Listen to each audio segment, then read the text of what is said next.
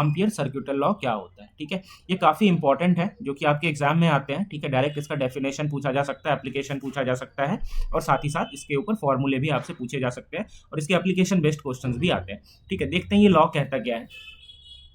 जो ampere circuital law है वो कहता है कि line integral of magnetic field intensity, ठीक है, या फिर स्ट्रेंथ जो भी है, around any close path is equal to mu zero times the total current I enclose by that path. मतलब कि अगर कोई कंडक्टर में करंट आई फ्लो हो रहा है तो इसके चारों तरफ जो भी पर्टिकुलर डिस्टेंस आर पे जो भी मैग्नेटिक फील्ड बनेगी, ठीक है, या मैग्नेटिक फील्ड स्ट्रेंथ रहेगी, उसको करने के लिए हम क्या करेंगे, जो इसका लाइन इंटीग्रल है, अगर मैं एच निकाल रहा हूँ, एच इंटू डी एल, ये जो होगा ये होगा sum of current flow through the wire, ठीक है। या फिर इसी को मैं एच को बी के फॉर्म में लिख सकता हूँ, B D L equal to mu zero into I, ठीक है।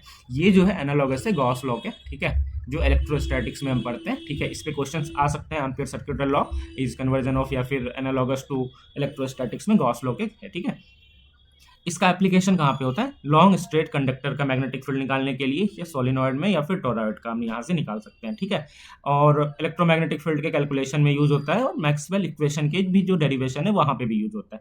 अगर मैं जेईई पॉइंट ऑफ व्यू से बात करूँ तो वहाँ पे बेसिकली ये तीनों के एप्लीकेशन पे एम्पियर सर्किटल लॉ के द्वारा जो भी चीज़ें वो पूछी जाती है, ठीक है। चलिए हम आगे देखते हैं। इसमें अगर हमें मैग्नेटाइजिंग फोर्स एच की वैल्यू निकालनी है लॉन्ग स्ट्रेट लाइन कंडक्टर से, ठीक है, वो हम कैसे निकालेंगे, इसमें एम्पियर सर्किटल लॉ में हमें पता है H D L equal to I होता है, सम ऑफ आई रहेगा, कितना वहां से करंट फ्लो हो रहा है एच। अगर मैं इसका पूरा डी एल निकालने के लिए जाऊँ, इसके पर्टिकुलर जितने भी रेडियस में हमें मैग्नेटिक फील्ड निकालना है, तो डी एल का जो है हमारे पास, डी एल का इंटीग्रेशन हमारे पास एल हो जाएगा, और एल की जो वैल्यू है वो 2 पाई आर हो जाएगी। तो हम इजीली निकाल सकते हैं H L equal to I, तो H equal to I upon L, तो आई अपॉन 2 पाई आर, ठीक है। इससे अगर मैं बी निकालने के लिए जाऊं तो B equal to mu into H होगा, तो mu I upon 2 pi R, ठीक है।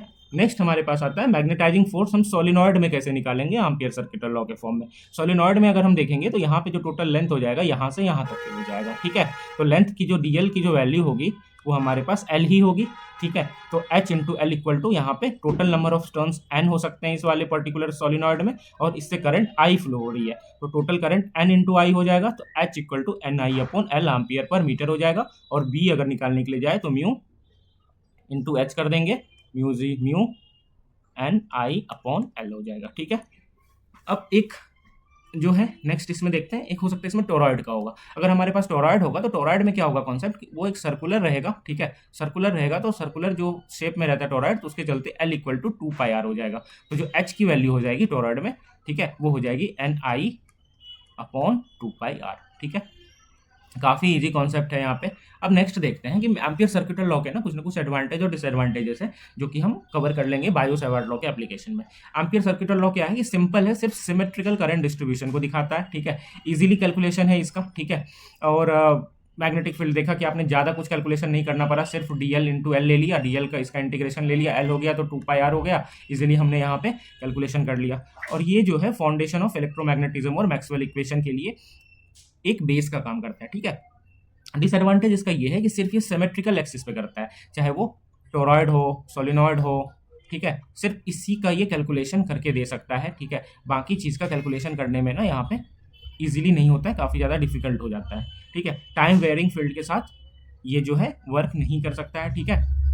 बाद में मैक्सवेल के द्वारा इसे मॉडिफाई किया गया था, तो इसे हमें करने की जरूरत नहीं है, ठीक है। तो ओवरऑल देखा जाए एम्पियर सर्किटल लॉ जो है ये एक सिमेट्रिकल करंट डिस्ट्रीब्यूशन वाले में यूज होगा, ठीक है। उसके बाद easily circulating magnetic field without complex calculation के हम फाइंड कर सकते हैं, ठीक है। फाउंडेशन का काम करता है मैक्सवेल इक्वेशन के लिए। डिसएडवांटेज क्या है कि सिर्फ जो है सिमेट्रिकल जो भी एग्जिस्ट करती है ना नेटवर्क या फिर उसको शेप साइज, उसी पे ये काम करेगा, ठीक है। ये है। नेक्स्ट हम इसके ऊपर कुछ क्वेश्चन देखते हैं, ठीक है, जो कि हमारे एग्जाम में आ सकते हैं।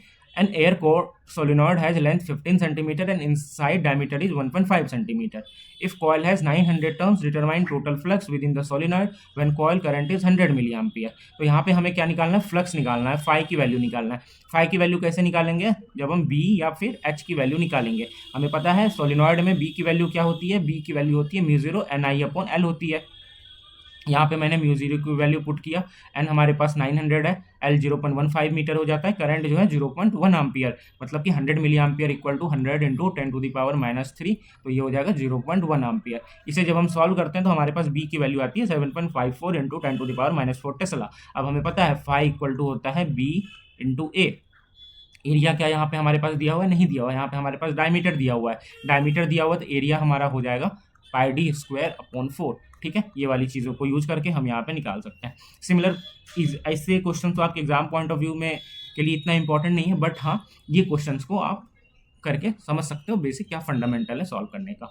आई होप कि आपको ये एम्पियर सर्कुलर लॉ का बेसिक सा जो कॉन्सेप्ट था समझ में आ गया होगा। यहाँ पे जो एग्जाम पॉइंट ऑफ व्यू से चीज़ें आती हैं बस मैंने उतना ही बताया, ज़्यादा डिटेल में हमें जाने की जरूरत नहीं है। ठीक है, नेक्स्ट लेक्चर में हम देखेंगे बायो सवार्ट लॉ क्या होता है, उसके क्या क्या एप्लीकेशन है। थैंक